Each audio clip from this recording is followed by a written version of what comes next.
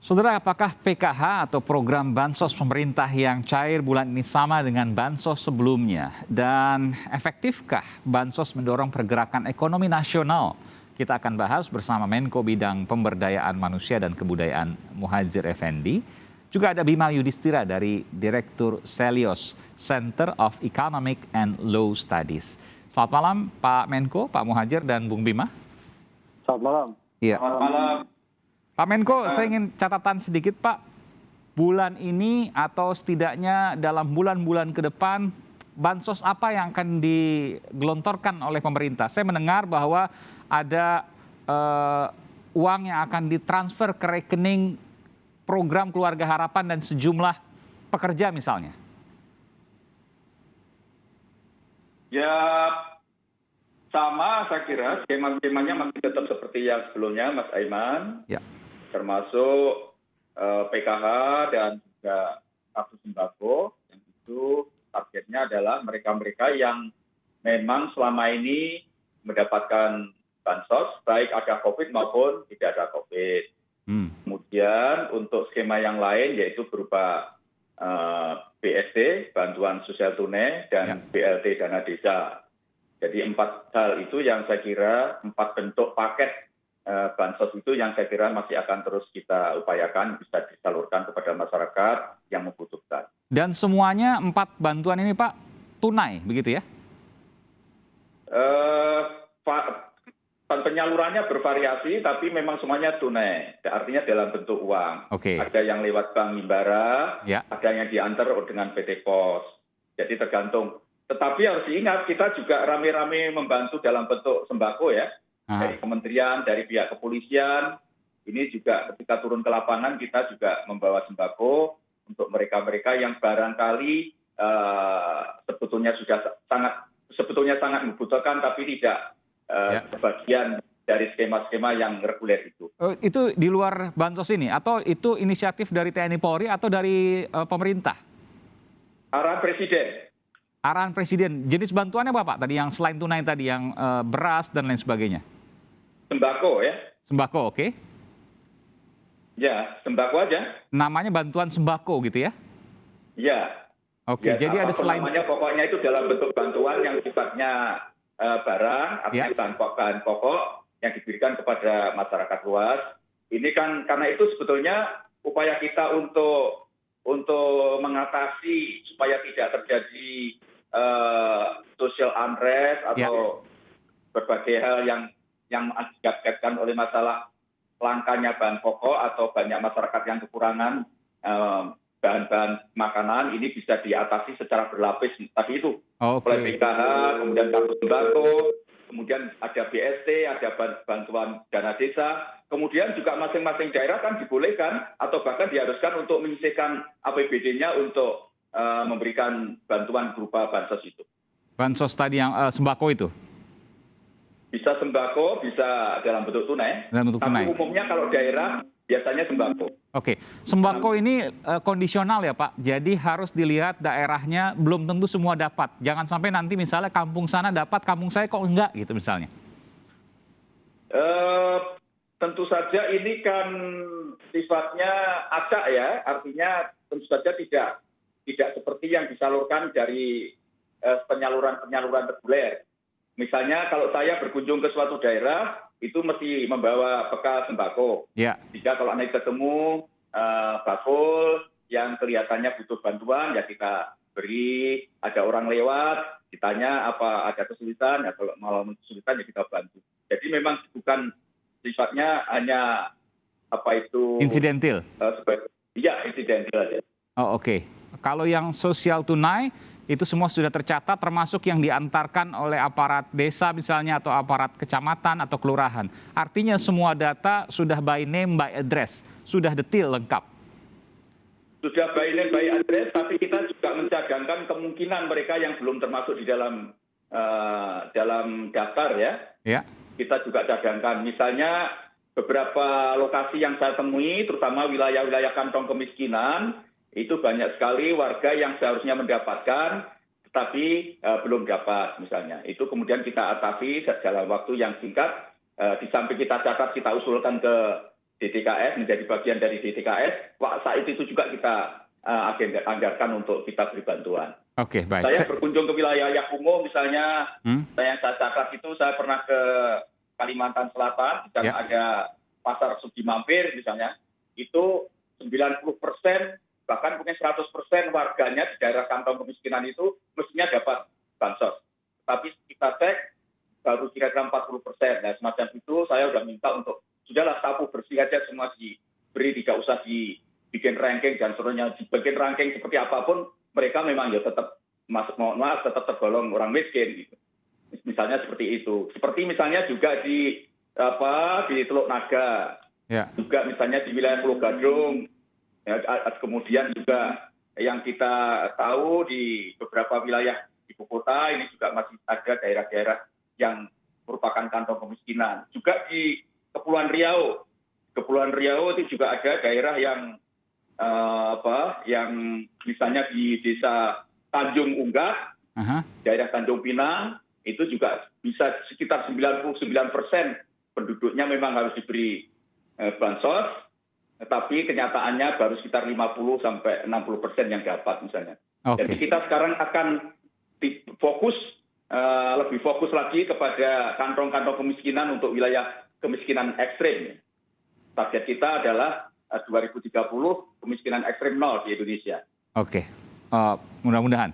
Saya ke Bung Bima. Bung Bima, ada catatan soal ini? Ada beberapa catatan ya. Silakan Pak Muhadjir juga. Jadi yang paling penting sekarang ini kalau tadi lihat paparan dari Pak Muhadjir, itu kan terlihat bahwa ada banyak daerah yang memang masih belum kebagian dari bantuan sosial. Dan kita melihat juga program Keluarga Harapan, PKH ini, bahkan dulu di 2019 kan jumlahnya 10 juta penerima. Sekarang ada krisis pandemi masih 10 juta penerima. Saya pada waktu itu masih mencatat ada usul sebenarnya dari Mensos yang lama. Itu ada usul bahwa PKH itu harusnya 15 juta keluarga penerima minimum. Jadi kalau sekarang masih 10 juta keluarga penerima itu jelas masih. Dari mana prediksi Anda?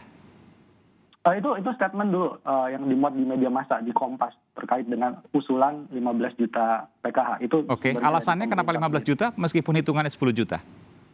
Ya, kenapa pernah hampir ditingkatkan menjadi 15 juta meskipun tidak jadi? Itu salah satunya karena memang kita melihat ya 40% pengeluaran yang paling bawah itu jumlahnya di Indonesia cukup banyak. Plus mengantisipasi kelas menengah yang rentan. Itu ada 115 juta orang ya penduduk yang rentan.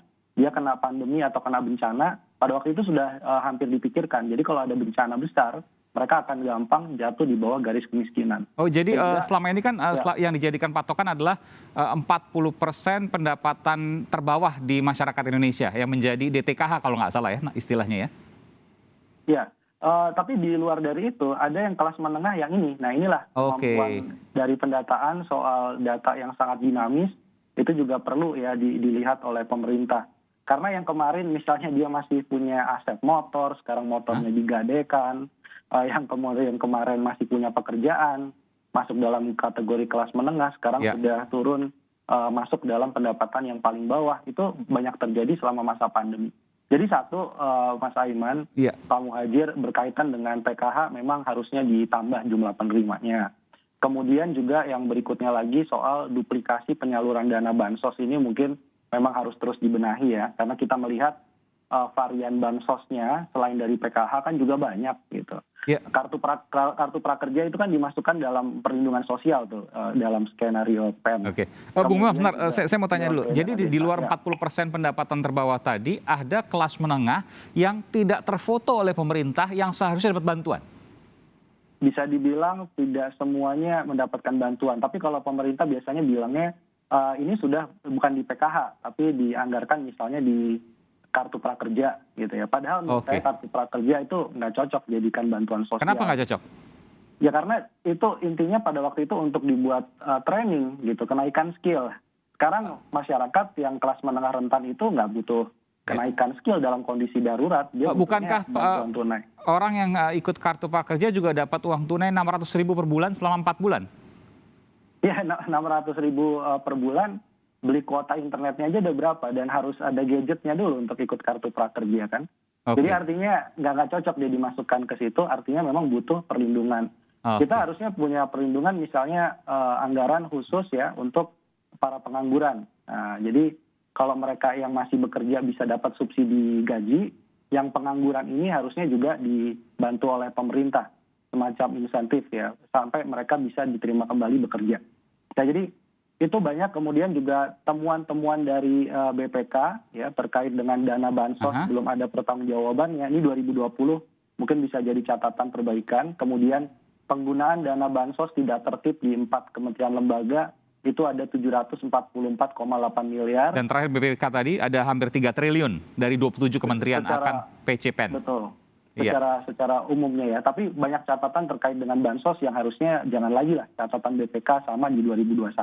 Harusnya banyak perbaikan yang bisa dilakukan. Oke, saya ke Pak Menko. Pak Menko, tadi saya mau soroti soal 40% program Keluarga Harapan, iya, tapi ada juga yang tidak tercover, Pak, tidak terfoto. Ya ini kelas menengah yang mungkin dirumahkan, mungkin kena PHK.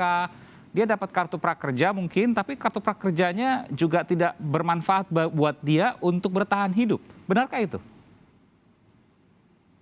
Sebetulnya pemerintah sudah mengcover semua itu. Karena itu tadi sudah saya bilang ada jenjang bansos khusus untuk pandemi ini, ada skema yang dengan BST itu, bantuan sosial tunai.